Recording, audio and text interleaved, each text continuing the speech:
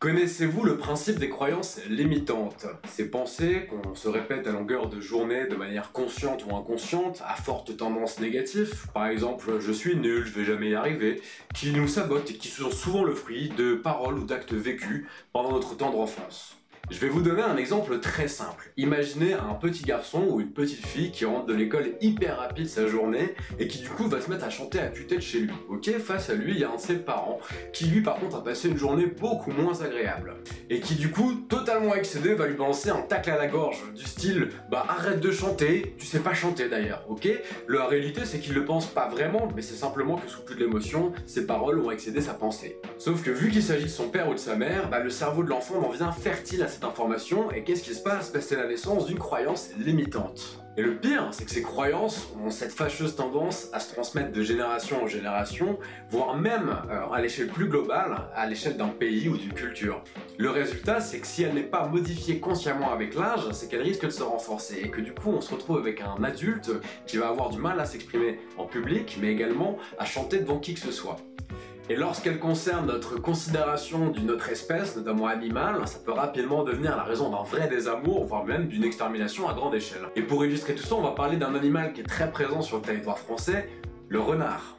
Ce petit canidé doté d'une imagerie choupie en Occident se retrouve pourtant être la cible de nombreuses croyances négatives. Il est souvent la représentation de la ruse et de l'intelligence, et ce dans de nombreuses cultures. Cependant, c'est pas ce qui va réellement en fait compenser tous les maux dont il est accablé. Dans la littérature chinoise, il passe tour à tour d'un simple animal, jusqu'au 2e siècle avant Jésus-Christ, à un symbole politique poétisé, voire même à un porteur de présages positifs, puisque à chaque fois qu'on va observer un renard à la fourrure blanche, c'est très souvent annonciateur de l'arrivée d'un dirigeant porteur de sagesse. Ou négatif, notamment quand on entend des glapissements la nuit en Chine, c'est souvent l'arrivée d'une catastrophe naturelle. Jusqu'à la démone renarde qui, elle, va se transformer en femme avec des attraits certains dans le but de séduire les hommes, avoir des relations sexuelles avec eux, les vider de leur énergie vitale et à partir de là, petit à petit s'installer dans le confort de la vie humaine.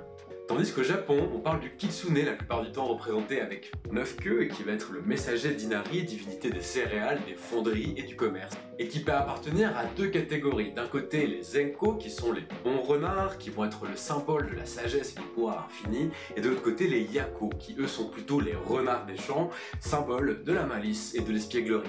En France, sa classification en tant qu'espèce nuisible nous provient de l'histoire. Tout d'abord, il est toujours perçu comme un vecteur de différentes maladies, notamment avec en tête la rage. Historiquement, sa propagation chez le renard sur l'ensemble du territoire français a été fortement accélérée par les battues organisées dans le but justement d'éviter cette propagation, ce qui a créé en fait une dispersion progressive des foyers et un déplacement des individus. La réalité, c'est que depuis 2001, plus aucun cas de rage vulpine n'a été déclaré sur le territoire français, que les seuls cas de rage qu'on a pu observer proviennent de chiens ayant voyagé à l'étranger sans avoir été vaccinés. Aujourd'hui, on lui reproche aussi et surtout la transmission de l'échinococose, une maladie parasitaire attaquant principalement le foie, mais dont le vecteur principal en termes de nombre de contaminations est estimé du côté du chien. D'ailleurs, si vous voulez éviter d'attraper l'échinococose, le mieux à faire c'est d'éviter de manger les fruits des bois qui sont à moins de 60 cm du sol. On lui confère aussi l'image du voleur de poules, ce qui en soi n'est pas faux, mais n'oublions pas qu'il est de la responsabilité de l'éleveur de protéger ses poules de toute forme de prédation naturelle. Et pour le coup, un grillage d'un peu plus d'1 mètre d'eau et enterré dans le sol coûtera toujours moins cher qu'un fusil, en plus d'être beaucoup plus efficace. Il est aussi perçu comme un prédateur du gibier, et du coup par ce biais également comme une menace pour l'équilibre naturel. Eh bien, c'est faux, à part pour quelques oiseaux issus majoritairement d'élevage, c'est-à-dire qu'ils ne voient pas le danger. D'ailleurs, si demain vous voyez un renard avec un lapin dans la gueule, c'est sûrement que ce lapin s'est fait dégommer par une voiture plus tôt. Au contraire, étant un gros flemmard, il a tendance à se concentrer principalement sur les animaux malades ou les animaux les plus faibles, avec en tête les rongeurs, notamment le campagnol ou le mulot. Et à ce niveau-là, on parle quand même de environ 6000 individus tués chaque année pour une seule famille de renards. Et ça, c'est hyper nice, parce que ça va permettre de faire économiser en moyenne 1000 € chaque année pour les agriculteurs céréaliers. Et en plus de faire économiser cette tunasse, il est l'une des seules barrières naturelles à la propagation de la maladie de Lyme, qui est transmise par les tiques. Il bouffe aussi pas mal de charognes, il va permettre notamment de nettoyer les sols et d'éviter la propagation de pas mal d'autres maladies à d'autres espèces. Mais malgré tout ça, on comprendra que, visé par toutes ces croyances négatives, on en tue en moyenne 600 000 chaque année en France. Bref, il aura aussi flatté l'ego de notre deuxième victime dans la fable que vous connaissez tous, le corbeau. Messager d'Odin, avec Hugin et Munin chez les Vikings, créateur de la lumière, du feu et de l'eau chez les Amérindiens, mais également symbole de sagesse chez les Gitans, il est pourtant perçu comme un oiseau de mauvais augure en Occident. Que s'est-il passé et quel est l'impact de cette vision aujourd'hui? Son plumage noir, son croassement rauque et son goût prononcé pour les cadavres l'ont catalogué dans les consciences comme un animal des ténèbres. Au Moyen-Âge et à la Renaissance, l'Église en fait carrément un emblème de malheur, c'est l'oiseau des sorcières qu'elles envoient soi-disant comme messager de la mort. Aujourd'hui, en plus de cette aversion encore marquée, on l'affuble du statut de rival des chasseurs et de destructeur des cultures agricoles. Il fait carrément partie des espèces susceptibles d'occasionner des dégâts, ce qui justifie sa mise à mort à hauteur de plusieurs centaines de milliers d'individus chaque année, et ça seulement en France. Sur de nombreux tableaux flamands du XVIe siècle, il est représenté sur les potences ou planant au-dessus des champs de bataille, tel un opportuniste indélicat. On va jusqu'à le clouer à l'entrée des maisons ou des champs pour conjurer le mauvais sort, sale temps pour les corbacs. Et pour l'un des seuls oiseaux au monde qui enterre ses morts et qui investigue afin de déterminer la cause de celle-ci, c'est quand même un peu chaud du cul.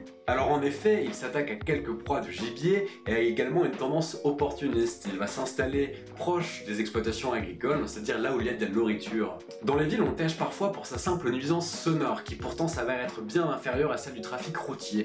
Comme quoi c'est bien subjectif notre tolérance au bruit. Et pourtant, c'est avant tout un nettoyeur naturel de l'écosystème, en tant que charognard, mais également un protecteur des cultures et de l'élevage. Ça peut paraître absurde, mais je vais vous expliquer. Il nettoie les cultures de pas mal de larves et d'insectes, comme par exemple le gros ver blanc qui, elle, est une vraie espèce nuisible, mais également de pas mal de rongeurs, qui eux sont des vrais destructeurs des cultures. Et il va être un allié de choix dans la dissémination des graines, en plus de s'attaquer aux parasites présents sur les pelages des moutons et des vaches, et ainsi éviter la contamination de tout un troupeau. Et tout ça, il le fait gratos. D'autant plus que ces croyances sont plutôt différentes chez nos voisins. Par exemple, chez les paysans britanniques, on considère que le travail de nettoyage du corbeau compense largement les dégâts qu'il va occasionner sur les cultures agricoles. Alors que chez nos amis les Belges, eh bien c'est carrément une espèce qui est protégée. Et de plus en plus d'études comportementales chez le corbeau nous démontrent que c'est un gros intello sensible et potentiellement un réel allié. Genre le Puy du Fou en a dressé 6 afin d'aller ramasser les mégots que les gens jettent par terre. J'ai envie de dire, cimère le corbeau. Comme quoi, nos croyances tuent. Et pourtant, dans la plupart des cultures premières, on attribue à la rencontre avec un animal sauvage une vocation d'apprentissage de spiritualité. Alors imaginons maintenant quel traitement futur va être réservé aux pangolins, vecteur estimé de l'épidémie de coronavirus, qui aujourd'hui est déjà la cible d'un braconnage qui s'est intensifié depuis le début de l'épidémie. Car la manière avec laquelle on le perçoit aujourd'hui déterminera très probablement la manière avec laquelle on le traitera demain. Tout ça pour des écailles dotées d'une prétendue vertu thérapeutique et d'un morceau de bidoche. J'ai envie de dire, bah c'est chaud. Et si vous avez envie d'en savoir plus concernant ce fameux pangolin, n'hésitez pas à me le dire dans les commentaires. Voilà, on arrive à la fin de cette première vidéo en espérant qu'elle vous ait plu. Si c'est le cas, vous savez quoi faire. Et en attendant, bah